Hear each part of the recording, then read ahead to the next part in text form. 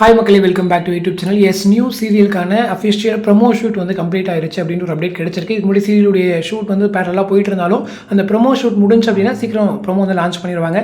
S, என்ன serial அப்படின்னு பார்த்தீங்க அப்படின்னா ஆடுகளம். ஸோ இந்த சீரியல் சீக்கிரமாகவே வந்துட்டு சன் டிவியில் வரப்போகுது. ஸோ இந்த சீரியல் வந்துட்டு ஹீரோ அண்ட் ஹீரோயினை வந்து நம்மளுடைய சல்மான் இருக்கார் இல்லையா, ஸோ அவரும் இன்னொரு பக்கம் வந்துட்டு எங்கள் ஹீரோயினை வந்துட்டு நம்மளுடைய டெல்னா டேவிஸ் ஆல்ரெடி வந்துட்டு அவங்களுக்கே அன்பேவா அப்படின்ற ஒரு சீரியல் பண்ணியிருக்காங்க. ஸோ இவர் வந்து இந்த பக்கம் மௌனராகம் சீசன் 2 மூலயமா ஃபேமஸ். ஸோ இவங்க ரெண்டு பேரும் பேர் பண்ணி தான் அந்த சீரியல் வந்து பண்ணிட்டு இருக்காங்க.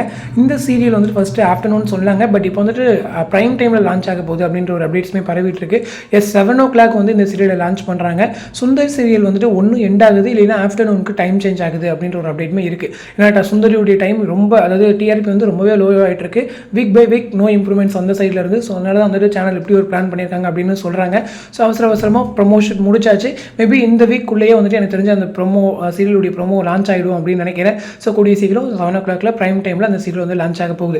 அதே போல் வந்துட்டு டெல்னா டைவிங்ஸ் பற்றி சொல்லணும் அப்படின்னா அவங்க வந்து ஒரு மூவி பண்ணியிருக்காங்க போல். நானே இப்போ தான் பார்த்தேன், அந்த குரங்கு பொம்மை அப்படின்ற ஒரு மூவி. ஸோ ஆஃப்டர் மகாராஜாக்கு அப்புறம் டேரக்டருடைய மூவி என்ன அப்படின்னு பார்த்தா அந்த குரங்கு பொம்மை மூவி தான் இருந்துச்சு. அந்த மூவியில் அவங்க ஹீரோயினாகவே பண்ணியிருக்காங்க.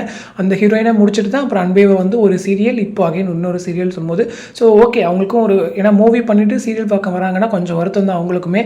அடுத்தடுத்த ஆப்பர்ச்சுனிட்டி ஏன் கிடைக்கல அப்படிங்கிற ஒரு கேள்விக்குறியுமே எழுது. ஸோ வெயிட் பண்ணுவோம்.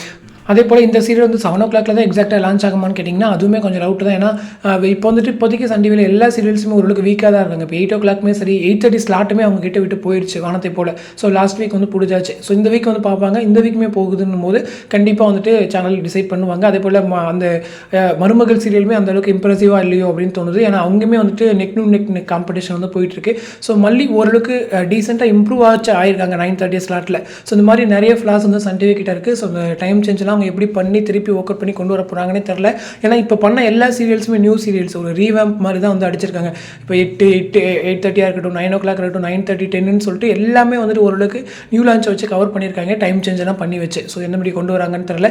6:30 வேறு ராமாயணம் சீரியல் ஒரு டீசென்ட் ரேட்டிங்ஸ் வாங்கிட்டு இருக்கு. ஸோ ஆனந்தராகம் சீரியல் வாங்கின ரேட்டிங்ஸும் அதே ரேட்டிங்ஸ் தான் வாங்குதுன்னு நினைக்கிறேன். ஸோ மேபி 1 or அதாவது ஒரு 0.5, 0.7 கிட்ட வேணால் இன்க்ரீஸ் ஆகிருக்கலாம். ஸோ ஏன் ராமாயணத்தில் இவ்வளோ ஸ்பெண்ட் பண்ணாங்கன்னு தெரியல. பட் எனிவே டப்பிங் தானே, அந்தளவுக்கு பிரச்சனைகள் இருக்காது.